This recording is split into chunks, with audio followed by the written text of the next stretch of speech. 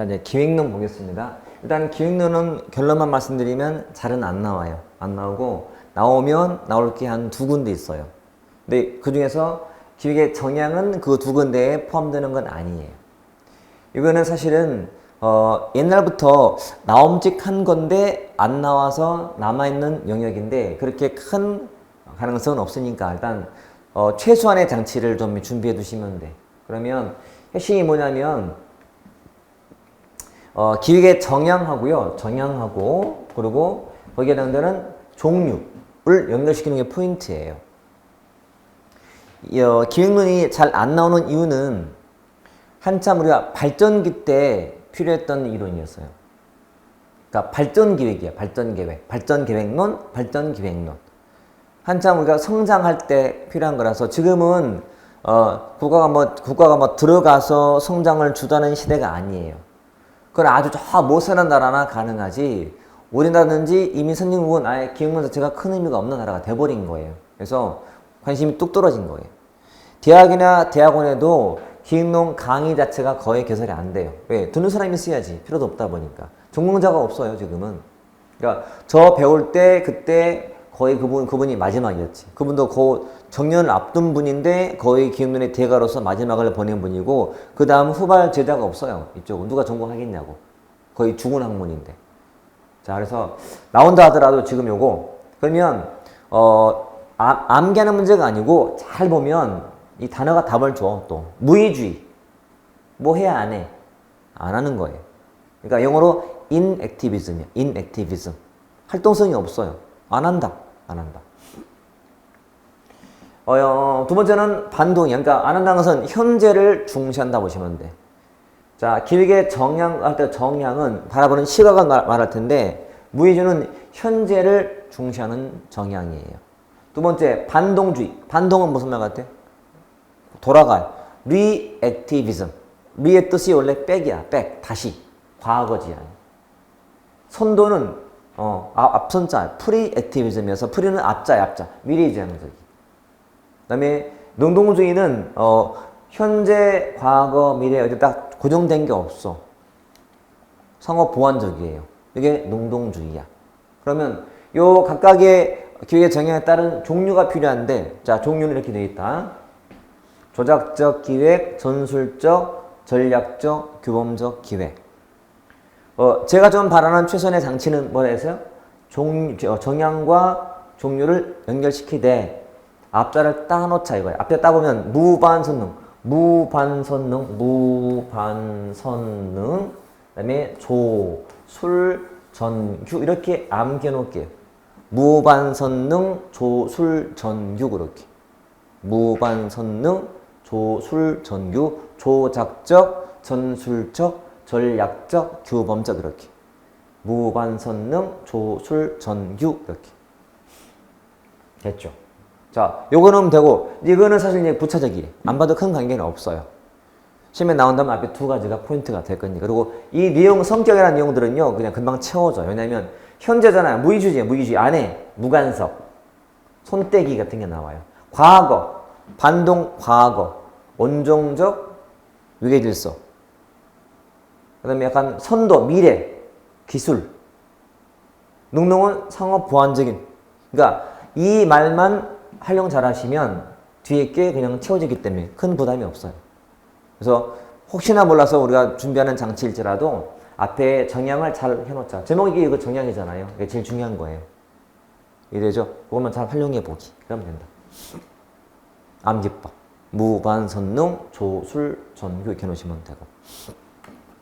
자, 그 내용이 교재에는 332페이지에 박스에 나오죠. 그거 잘 활용하시면 되겠고. 그 다음에는 이제 이거는 제일 중요한 거야, 이게. 단순하지만. 기획에 대해서는 찬성과 반대론자가 있어요. 찬성론, 반대론에서 국가가 기획을 하게 되면 뭐 민주주의에 반한다는 사람들은 반대 입장에 서는 사람들이고 아니다. 국가의 기획은 필요하다고 보는 게 이쪽인데 왜냐면 여러분 기획이라는 것은 국가가 주도하는 거예요. 국가가 주도하게 되면 개인의 창의성이라든지 자유를 좀 억압할 소지가 있잖아요. 안 된다는 게 반대하는 사람들이야. 그리고 아니다. 가만두면 오히려 약자들은 처진다.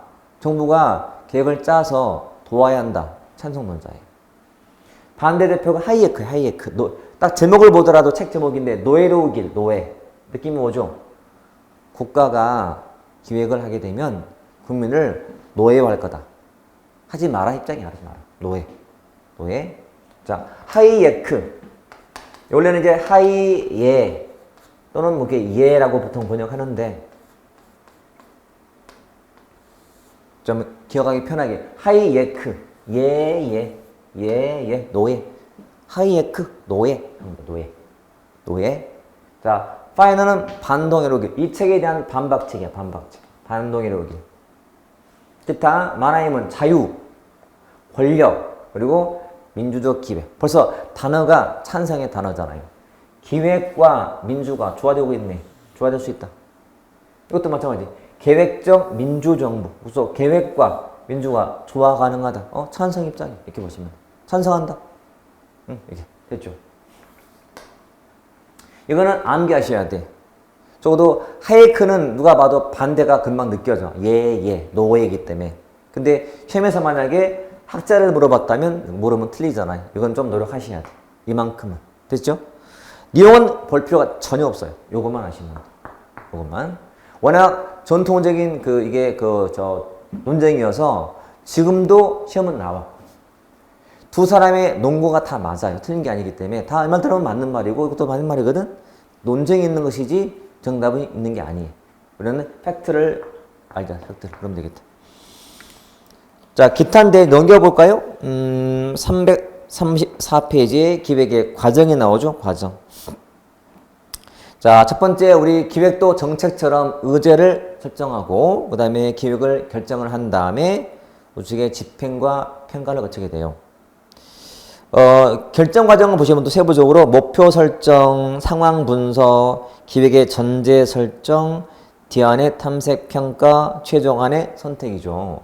자, 각 제목 앞에 목자를 따볼게. 목표할 때 목, 상황 분석의 상, 기획할 때 기, 뒤안 탐색할 때 대, 최할 때 최서. 앞에 따면 목, 상, 기, 대, 최 그렇게. 순서 목상 기대 최 그렇게 목상 기대 최. 기획의 결정 과정이에요. 혹시 여러분 앞에 정책 결정 과정 기억나시나요? 자, 기획의 정책의 전체는 정책 의제 설정, 그리고 정책 결정, 정책 집행, 정책 평가였잖아요.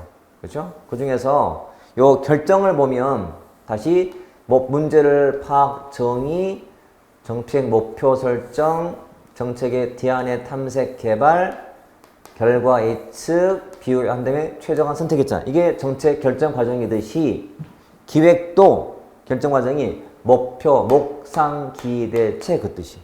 그래서 단순한데 알아두기. 이게 그나마 나왔던 군무원 기출문제. 순서. 됐고, 자, 그 다음에 사실은 제일 중요하고도 많이 나오는 것이 밑에 법칙이에요. 자, 기획의 제약 요인 중에서 이런 말이 있어요. 기획의 그레이샴 법칙이다. 사실 이 말은요, 많이 쓰는 용어예요. 이건 그레이샴이 한 말이야. 그레이샴 법칙. 그레이샴 법칙.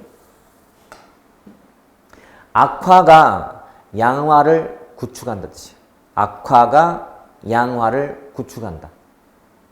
그러니까 나쁜 동전이 주화가 좋은 동전을 몰아낸다 뜻이야. 구축한다. bad money가 drives out. 구축한다. 몰아낸다. good money를. 똑같은 가치를 하는 동전이 있다 쳐볼게. 똑같이 500원짜리 가치로 통용 가능한 동전이 있는데 만든 재질이 달라요. 자, 이거는 동으로 만든 500원짜리고 이놈은 금으로 만든 500원짜리예요.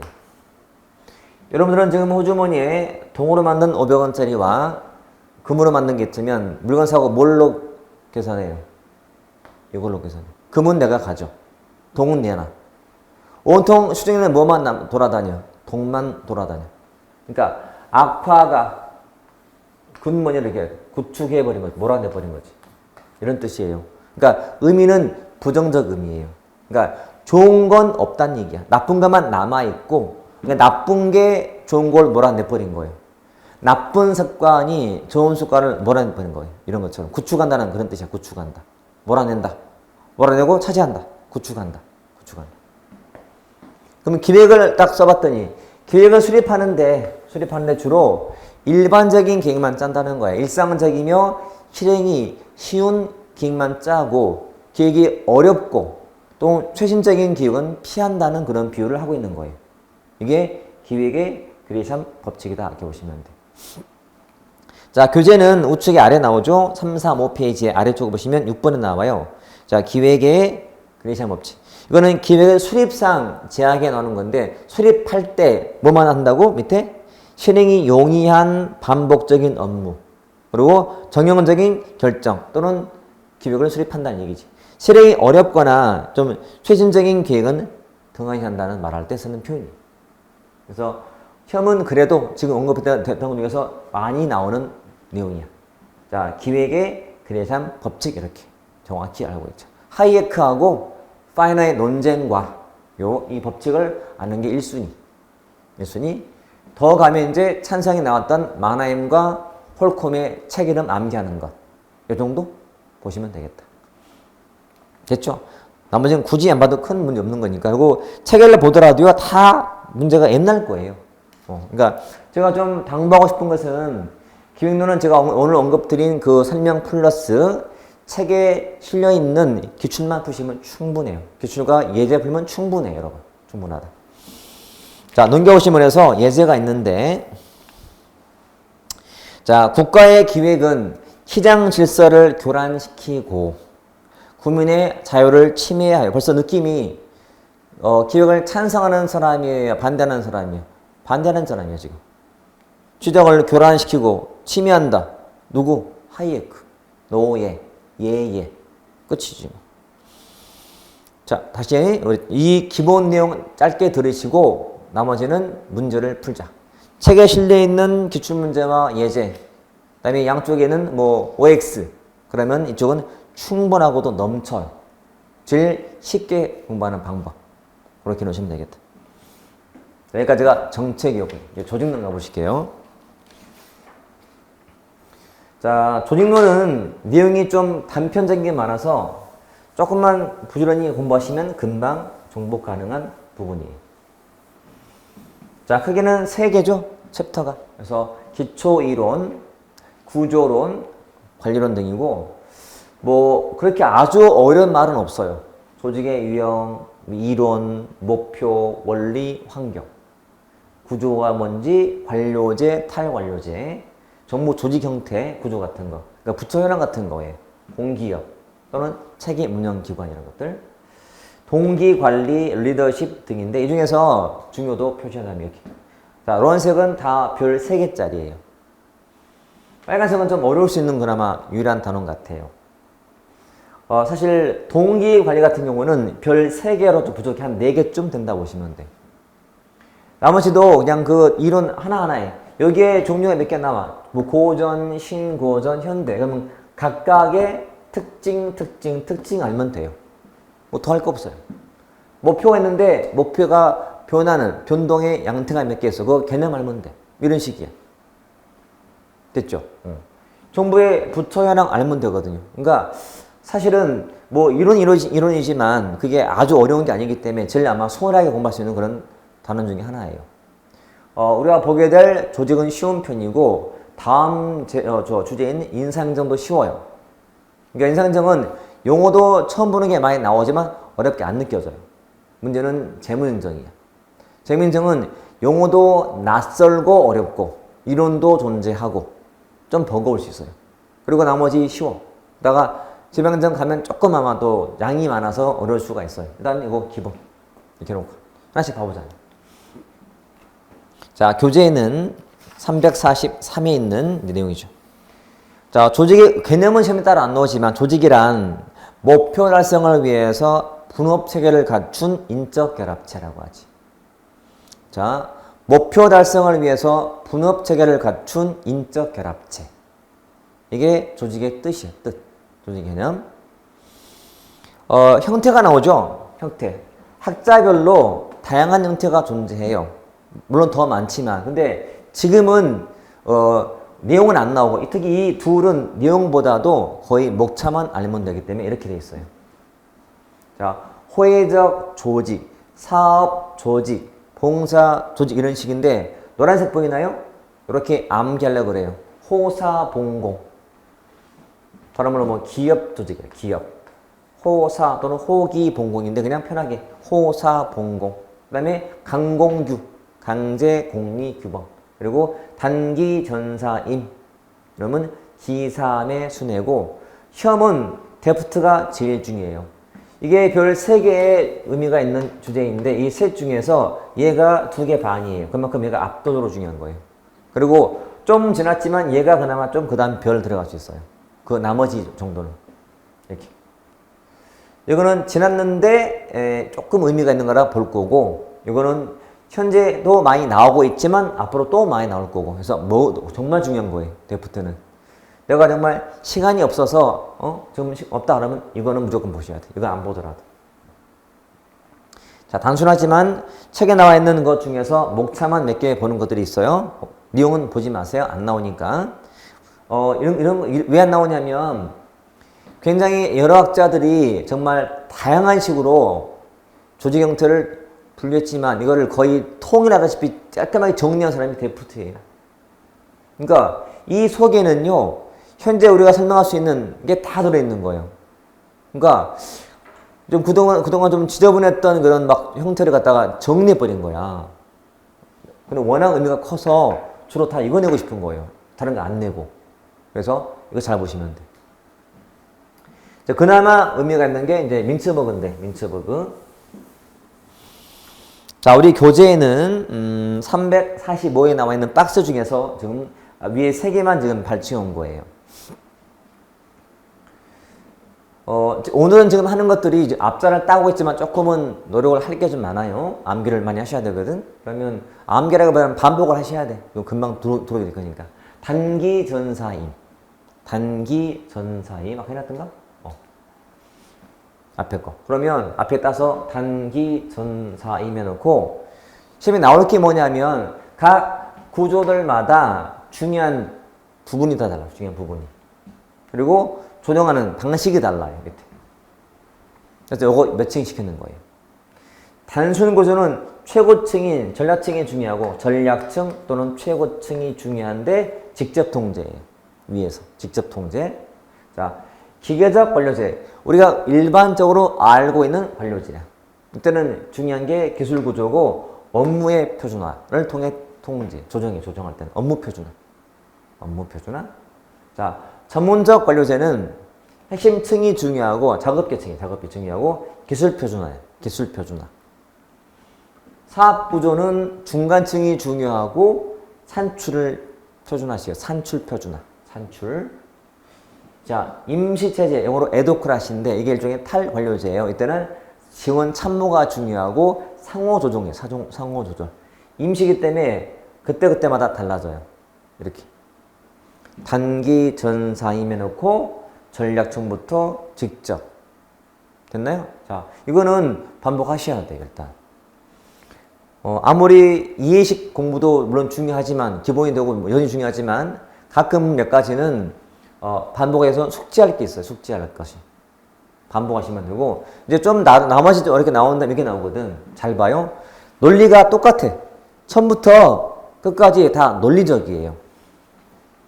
관료제. 자, 관료제가 주는 기본 느낌, 어감은 안정, 불안정. 안정. 둘 다 안정적 상황에 적합한 거예요. 안정. 이렇게. 그리고 어감이야다. 여러분, 기계적, 전문적. 어디가 둘 중에서 단순해 보이나요? 그렇지. 단순 안정 상황. 여러분, 복잡한데 안정된 상황에 적합한 구조인 거예요. 이렇게. 그리고 전문적 관료제야. 이게 수직적, 수평적 분권이 또 특징에 나와요. 이렇게. 자, 처음에 했던 단기 전사임과 핵심 부분과 조동기제 플러스 이 둘이면 이 복잡한 박스는 다 끝나는 거예요. 자, 본문은 굳이 볼 필요가 없어요. 보지 마시고 박스 다 보지 마세요. 이거 볼 건데, 자, 교재에서는 자, 3, 4, 5페이지에 박스 두 개 본 거죠? 핵심 부분과 조동기제. 그리고 밑에 보시면 환경이라는 게 뭐예요? 환경. 우측에 단순 안정, 복잡 안정. 그리고 전문적 관료제의 맨 아래에서 두 번째 칸에 수평적, 수직적 분권화 보여. 그것만 체크하시면 돼요. 사실 제가 수험생이라면 저는 민트버그 안 봐요. 저는 공부할 때 그렇게도 했었어요. 이거는 굳이 의미 없다 그러면 과감히 안 보기도 해요. 왜? 나온다더라도 그냥 그 문제 감으로 풀어야지 라고 안 봐요. 그래도 큰 게 틀리진 않으니까. 이거는 이미 좀 지났거든. 여러분, 제가 비유하기를요. 민트버그는 차로 따지면 구형, 데프트가 신형 그래, 신형. 그러면 구형, 신형. 누구는 뭐 사고 싶어요? 신형을 사고 싶어야지. 누가 구형을 사요? 거의 다 신형 산다고. 근데 아주 드물게 구형을 좋아하는 사람이 있긴 있어요. 그치? 그건 살 수 있는 거니까. 그건 드물게. 그렇게 이해하시면 돼. 그래서 굳이 낼 필요가 없다는 거지. 데프트가 중요한데. 내용도 많고. 이렇게 정리하시면 돼. 지금 현재 화면에 보이는 이게 다예요. 요것만 정확히 알고 있죠. 그 다음 데프트. 자, 데프트는 어떻게 암기하자고? 기삼의 순회. 이렇게. 기삼의 순회. 자, 느낌상, 기능부터 네트워크인데, 사실은 이제 이런 거예요. 데프트가 조직 형태를 정리할 때, 맨 끝에다가 이렇게 기계적 구조. 우측에 유기적 구조를 해놓은 다음에, 그 사이에 있는 게 기삼의 순회인 거예요. 이렇게. 기삼의 순회. 그러면 자, 요 기계적 구조라는 것은 어떻게 생겼을까? 그림이. 뭐 같아? 관료제예요. 얘는 뭐 같아? 이게 뭐예요? 그렇지. 탈관료제예요. 벗어난 거지. 그리고 요 기계적 구조하고 기능 구조까지가 얘나 같은 거예요. 즉 기능 구조 이퀄 관료제라고 보시면 돼. 얘는 그림이 이렇게 생긴 거예요. 이렇게 분업이 막 뒤에 있고 계층이 나 있는 것. 이게 기계적 구조예요. 그럼 시험은 요 기계적 구조하고 주로 뭐랑 비교해요? 얘랑 비교하는 거. 비교할 때는. 자, 답해 보세요. 둘 중에서 이게 기계적, 유기적. 둘 중에서 뭐가 직무의 범위가 넓어요? 넓죠. 이놈은 좁고. 이놈은 업무를 막 쪼갰기 때문에 좁은 편이지만 이거를 터버리는 것이 유기적 구조예요. 여러분, 유기체란 말도 앞에 나왔었죠. 유기체, 유기적. 유기적은 서로 얽혀 있는 거예요. 서로 같이 해야 돼, 같이. 동사무소라면, 주민센터라면은, 봐요. 갔더니, 주민 등록되는 사람, 등본되는 사람, 전입신고 받는 사람, 뭐 쓰레기 무슨 수거하는 사람, 스티커 발반하는 사람, 무슨 뭐 공증 받는 사람, 이게 되게 많단 말이야. 번호비 다 돼 있었어요. 이놈은 텄어요. 다 그냥 민원 지원팀 이렇게 넓게 업무를 터버린 거예요. 그러니까 업무가 니꺼 내꺼가 따로 없는 거예요. 같이 한다 보시면 돼. 유기적이다. 전체다, 전체. 그러면 다시 둘 중에서 뭐가 책임의 한계가 명확해요. 명확하지. 왜? 혼자 했기 때문에. 좁은 범위의 업무를 내가 혼자 했거든. 책임도 내 것이. 이게 기계적 구조. 당연히 둘 중에서 어떤 게 규칙이 많아 보여. 규칙이. 계기처럼 해야 되거든. 이런 유기적 규칙이 적어. 적응을 강조해. 적응. 그때 달라 이 뜻이.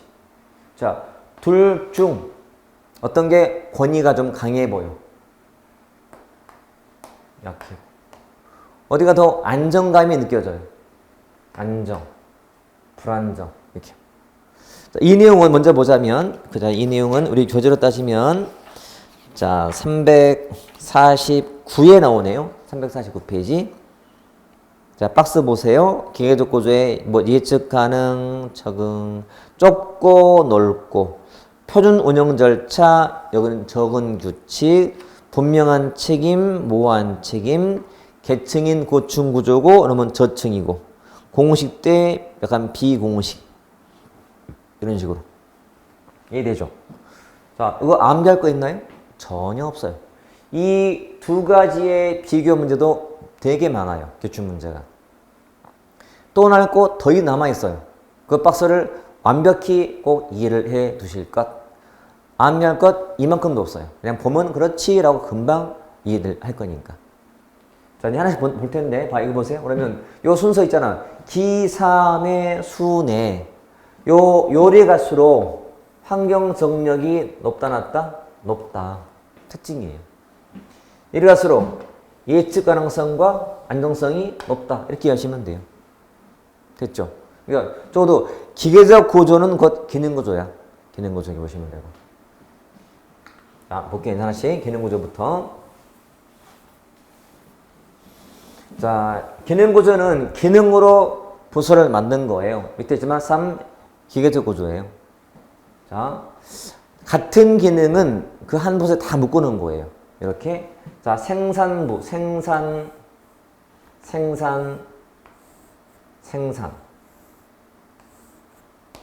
판매.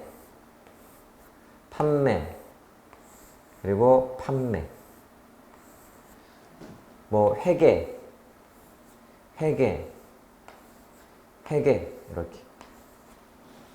자, A라는 생산부, B라는 판매부, C라는 회계부가 있다면, 자, 차라면 아반떼도 생산, 소나타 생산, 그랜저 생산 등등 모든 생산 기능은 A가 다 전담을 해. B는 판매를 전담해. 아반떼 판매, 소나타 판매, 그랜저 판매, 아무튼 판매는 다 해. C가 뭐 회계만 다 봐. 아반떼 회계, 소나타 회계, 그랜저 회계 등을 다 봐. 전체는 장이 있어. 이게 뭐랑 비슷해요? 이게 뭐라고? 이게 기계적 구조거든. 관료제 같은 거야. 이렇게 업무가 이렇게 나뉘어 있고, 자, 계층도 나뉘어 있고, 이런 식으로. 이게 기능 구조예요. 기능 구조. 질문해 볼게. 자, 전문성 확보에 유리해, 불리해? 유리하죠. 왜? 이것만 전문이거든. 생산 전문. 이러면 판매 전문. 이런 식이니까. 전문이에요, 전문. 자, 규모가 커, 작아요? 규모가 커요. 규모의 경제. 생산만 전문으로 하는 거야. 생산만. 몽땅 하는 거야. 판매만 하는 거야. 크게. 이게 기능 구조예요. 또, 봐요. 잘 들어요. 기능 간 조정이 어려울까, 쉬울까? 어려워. 할거주의. 자기 부서 우선이야. 자, 기능 간 조정이 어렵고, 그러면 기능 내 조정은 어려워, 쉬워요? 쉬워. 자, 잘 생각해 보세요. 무슨 간에는 조정이 어렵다 보시면 돼. 그 안에서는 쉬워요. 특히 계층제라서 쉬워요.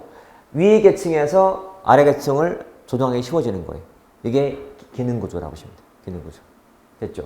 그래서 이번처럼 수평적인 조정의 필요가 낮으면 참 좋은 거야. 근데 높아서 문제가 있다 이렇게 보시면 돼요. 이게 기능 구조. 기능 구조. 어렵지 않죠? 그림을 잘 떠올려보자. 자, 기계적 구조다. 계층이 나 있고, 여러분 뒤에 할 건데, 계층이라는 것은 조정에 필요한 요소예요. 군대에서 이병끼리 싸운다. 누가 조정하면 돼요? 이병이 하면 돼요? 아니야. 상병, 병장이 하면 되거든. 계층이 의미, 계층. 조정이 기능 내에서는 쉬워요. 기능 가는 안 돼. 여러분, 다른 부대 사람끼리는 다른 부대 병장이 우리 부대 이병한테 명령할 수 없어요. 그런 책이 아니기 때문에. 이건 안 되거든, 이거는. 그러니까 조정이 어렵지. 이게 기능 구조. 됐죠? 기능 구조. 그 다음에, 자, 사업 구조.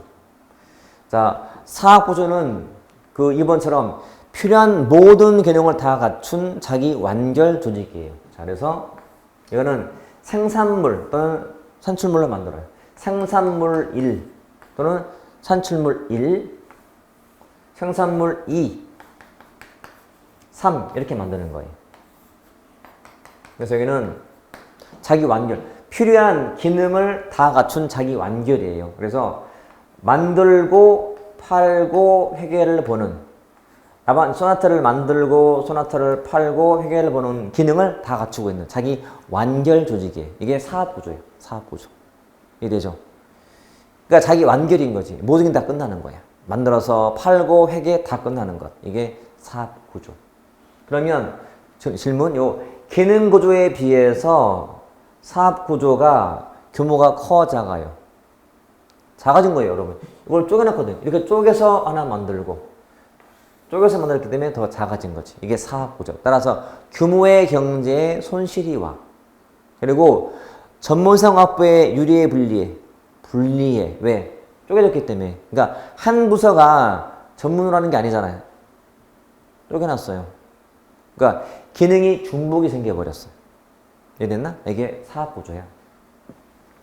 이렇게 해볼게요. 할아버지 아래에 우리 아버지 형제가 다 같이 살아요. 할아버지 아래. 그러니까 할아버지 아래 아빠가 5형제, 고모가 2분이 계셔. 우리 집이야. 우리 6형제다. 아버지 포함해서. 그러면 아버지 밑에 우리 가족, 우리 식구들, 형제도 살고 하니까 정말 대가족처럼 거지, 대가족. 그러다 보니까 밥을 줘도 대량으로 줘야 돼. 그래서 큰엄마가 밥 준다며. 밥만 하루에 100인분 줘요. 1인제마다. 그 다음에 작은엄마는 김치만 담궈요. 그 수만 100명을 먹을 양은. 김치 전문이야. 고모는 무슨 다른 국만 끓여. 전문이야. 이렇게 하던 것을 분가했어요. 그러다 보니까 엄마가 밥도 해야 되고, 김치도 해야 되고, 국도 해야 되고, 전문성이 떨어지게 돼. 다 하니까. 그치? 그리고 집 사야 되고, 중복이 생겼어, 중복이. 이런 식으로. 이게 사업구조. 그러면 기능구조하고 사업구조하고 뭐가 더 동작이 빠를까? 등체가 작아야 빠른가, 여러분? 체형만이 어때요? 빨라, 느려? 느려. 왜? 크잖아요. 작은 게 빨라. 이게 특징이다. 신속. 얘는 기본 특징이 분권, 집권, 계층제이기 때문에. 이놈은 분권. 쪼개서 준 거예요. 자, 그래서 산출물 단위로 하다 보니까 성과 파악이 돼. 아반떼 사업부서의 성과를 모를 수 있는 거지. 생산과 판매를 다 하기 때문에. 나중에서 부서 간에 이게 경쟁 구도인 거지. 아반떼 사업부서, 소나타 사업부서, 그랜드 사업부서 간에 경쟁을 해야 돼. 이제 성과의 파악이 쉬워지고 성과 관리에 쉬워지는 거지. 됐죠? 또 질문? 그래서 잘 들어요. 사업부서 간 조정 쉽다, 어렵다? 어렵다. 간은 어렵다. 그다음에 사업부서 내의 기능 간 조정은 쉽다. 사업부서 내의 기능 간 조정은 쉬워. 우리 식구니까. 근데 사업부서 간은 어려워. 경쟁 구조이기 때문에. 이게 사업구조야. 됐지? 사업구조. 그래서 일단은 규모가 커야 가능해. 이거 주의하셔야 되거든. 규모가 커야 이걸 떼어서 할 의미가 있지. 작은데 어떻게 뭐 쪼개요. 그렇잖아요. 식구가 크니까 분가할 필요가 있는 거예요. 할아버지 아래 덜렁 우리 아버지밖에 독자야. 분가를 왜 해? 클 때 해. 클 때. 이렇게 보시면 돼. 자, 매트리스는 뭐냐면 두 개를 결합한 거예요. 기능구조하고 사업구조의 결합. 매트릭스. 기사매. 그것도 화학적인 결합이야. 기능구조와 사업구조의 화학적인 결합. 이 화학이 돼야지 실제로 나왔던 시험에서는 물리에서 틀리게 나왔어. 자, 화학적 결합은 시너지가 더 커진다는 뜻이에요. 물리적 결합은 시너지가 없는 개념이고 화학적인 결합이다. 기능구조의 전문성과 사업부서의 신속성을 결합한 거예요. 매트릭스. 여기 있는 직원들은 상관이 몇 명이라고? 2명이에요. 기능부서의 장과 연음의 장이 둘을 모셔야 돼. 명령 통일이 돼, 안 돼? 안 돼. 두 사람이잖아요. 이혼적이니까요. 이혼적이. 이게 핵심이야. 그러니까 뭔가 권력의 다툼이 생길 수 있어요. 이혼적이니까요. 매트릭스. 기사매. 기사매. 처음에 그 말을 잘 활용하세요. 기사매, 기사 더한 게 매트릭스. 복합조직이야, 복합조직. 그 다음에 이제 수평구조. 수평은 팀구조랑 똑같아요. 팀구조, 수평구조. 조직을 핵심적 업무 과정으로 만들어. 핵심 업무 과정으로. 이런 거죠. 자, 우리가 사업을 할 때 필요한 게 만약에 상품 개발팀. 팀 있어, 팀. 상품 개발팀. 그 다음에 뭐, 마케팅 팀. 그리고 AS팀. 있으면, 이게 다 필요한 핵심 과정들인데, 개발팀에는 팀장 밑에 팀원을 둬. 팀원. 마케팅에도 팀장 밑에 팀원을 둬. 이렇게. 여기도 팀장 밑에 팀원. 이런 식으로 두는 거예요. 기본적으로 지원팀 따로 있는 거, 인사팀 따로 있는 거, 이렇게. 수평호수. 기본적인 책임은 누가 지는 거예요? 팀장이죠. 팀원들은 팀원이야. 계층제가 아니야. 수평적이야. 누구든지 능력으로 대우받아. 팀장이 업무를 맡길 때 기준이 뭐다? 능력이다. 이번에 상품 개발할 때 A라는 사람이 이 사람이 직급은 낮은데 아이디어가 좋아. 네가 주도해. 이게 되는 거예요. 능력과 취급받아. 수평구조.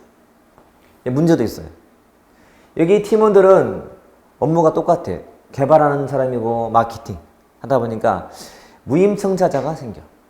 그러니까 회의할 때 아이디어 안 가져가. 왜? 누가 가져오겠지.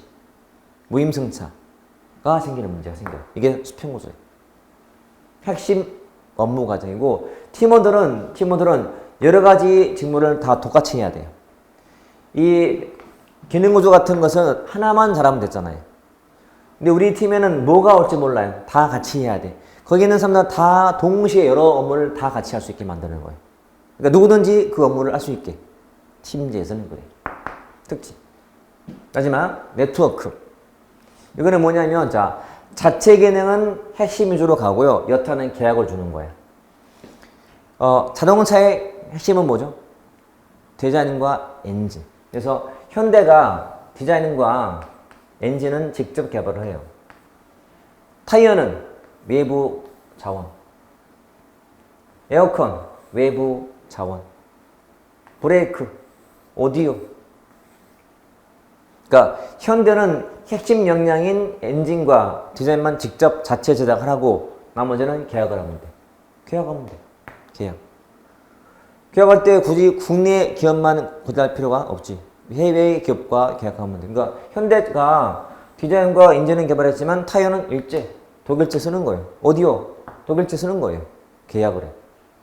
특히 정보, 통신 기술 확산으로 이미 이게 더 쉬워진 거지. 왜냐면 정보가 획득이 쉬우니까요. 그렇죠? 이게 네트워크 조직이다. 자, 떠올려보세요. 핵심은 자체가 한다. 나머지 여타 기능은 계약한다. 이게 일종의 아웃소싱이야. 아웃소싱. 외부 자원 활용하는 뜻이야. 외부 자원 활용. 아웃소싱. 자, 책을 더 봐볼게요. 자, 3, 4, 6페이지. 3, 4, 6. 기능구조 나오죠? 기능구조. 자, 기능으로 부서를 만들었다. 기능 부서화 방식. 그래서 뒤쪽도 조직의 전체 업무를 공동 기능별로 부서화하는 것이다. 니은도 지문 봐두시고 수평적 조정의 필요가 낮을 때 효과적인. 미음 기능구조는 기계적 구조에 속한다. 장점 기억. 자, 기능이 통합되어서 중복과 낭비를 예방할 수가 있고 기능 내에서 규모의 경제가 구현된다. 니은 뒤쪽에 전문 지식과 기술의 깊이가 제고된다. 됐죠? 단점은 특히 기억에 부서들 간, 즉 기능 부서들 간의 조정과 협력이 요구되는 환경에는 좀 둔해진다. 그리고 니은 좀 일상적인 하는 것만 하다 보니까 좀 지겨워진다. 또 다른 단점이. 밑에 이 사업구조는 의의 기억에 산출물에 개발한 사업 부서 방식인데 니은 중요하죠. 한 제품이나 서비스를 제공하는 모든 필요한 기능적 제기들이 부서 내로 배치된 자기 완결 단위예요. 자기 완결 단위. 이렇게. 자, 잘 떠올려봐. 자기 완결 다 갖추고 있는 거야. 생산, 판매, 회계 다 갖추고 있는. 우측의 장점은 그래서 부서 내에 기능 간 조정이 쉽다. 그림 그려보세요. 여기 부서 내에 기능 간 조정은 쉽다. 우리 가족이니까, 그지? 또 니은 고객 만족이 높아. 아반떼 사업 보러 가면 되거든. 아반떼 고객은 만족해요. 다 끝나기 때문에 이 부서에서. 그리고 디귿도 성과 관리가 쉬워져. 아반떼 성과. 소나타 성과 관리가 되기 때문에. 문제는 1번 규모의 불경제. 규모가 깨졌어요. 큰 것이. 그리고 부서 내의 조정은 쉽다 했죠. 부서 간이 어려워. 사업부서 간 어렵다. 매트리스는 기사매, 기억의 기능구조와 사업구조의 화학적인 결합이다. 됐죠? 밑에 특징의 니은. 자, 기능부서의 권한은 수직으로 흘러, 수직으로. 기능부서, 기능구조. 관료적이기 때문에. 그리고 사업구조는 수평적이야. 분권이기 때문에. 디귿처럼 구성원들은 2명의 상관한테 보고한다. 자, 참고로 우리 뒤에 기사매 순회 중에서요. 나머지 그 기사, 매, 수, 내는요. 저 뒤에서 또 배울 거예요. 지금은 개념하고 주요 사항만 몇 가지만 알면 돼. 밑에 4번 수평구조 또는 침구조예요. 기억. 조직 구성원을 핵심 업무 과정으로 조직했다. 핵심 업무 과정으로. 그거 알면 돼요. 넘겨보시고. 자, 특징의 밑에 리얼 보시면 팀원은 여러 가지 직무를 수행하도록 훈련받는다. 됐죠? 마찬가지 뒤에서 또 할 거니까 지금은 그 그림만 잘 떠올려볼게요. 수평구조라는 거. 5번에 네트워크 구조는 기억에 자체 동그라미, 핵심 동그라미. 자체는 핵심 위주로 간다. 여타 동그라미, 계약 동그라미. 여타는 계약 준다. 이렇게. 아웃소싱이다. 됐죠. 그래서 니은처럼 하나의 조직이 모든 기능을 다 하는 게 아니고 회계, 제조, 포장 같은 기능은 바깥에 맡기는 거예요. 직접 하지 않고. 이렇게. 우측의 장점. 기억의 유연성과 저열성이 강화되면서 환경 변화에 신속히 대응할 수 있어요. 지금 당장 우리가 자원이 없어. 얼른 개혁하면 돼. 상황에 맞춰서. 그리고 이것도 의미가 있죠. 학습을 해요. 서로 사업을 하는 파트너로서 같이 하면서 배우는 거지. 경쟁력이 제고돼.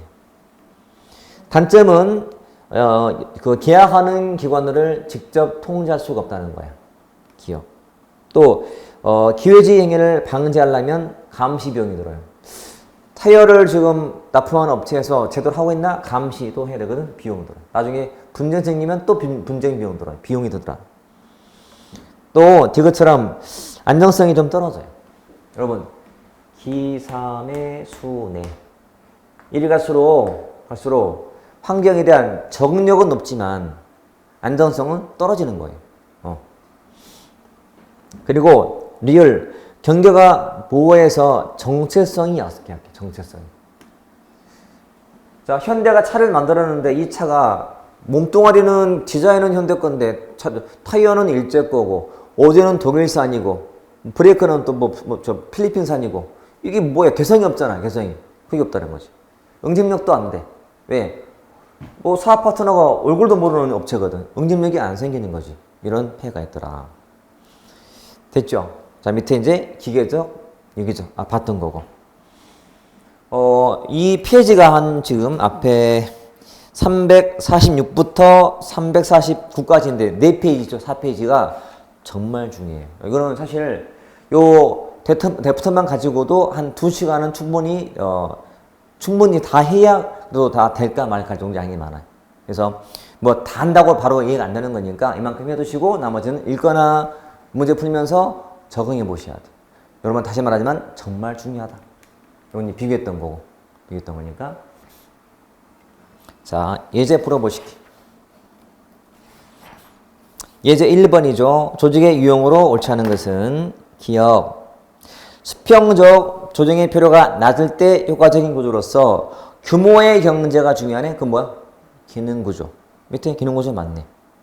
디귿, 니은. 자기 완결 그러면 사업구조. 맞네요. 사업구조. 자기 완결. 그 다음에 디귿, 기사, 매트릭스인데 수평 틀렸네.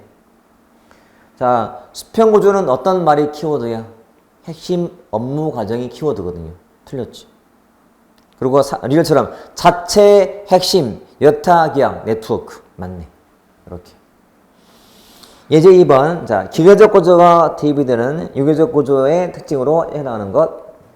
자, 기억. 넓은 직무 맞죠? 넓은 기억이 들어가야 돼. 네, 금전적 동기는 아니, 이건 고전적 개념이에요. 기계적 구조일 때. 몰인간도 기계적일 때. 자, 다원화된 소통 채널, 이건 맞아. 기억, 리얼. 그리고 높은 공식화, 기계적 구조야. 모호한 책임, 맞지? 책임 몇 프로, 직무가 넓으니까.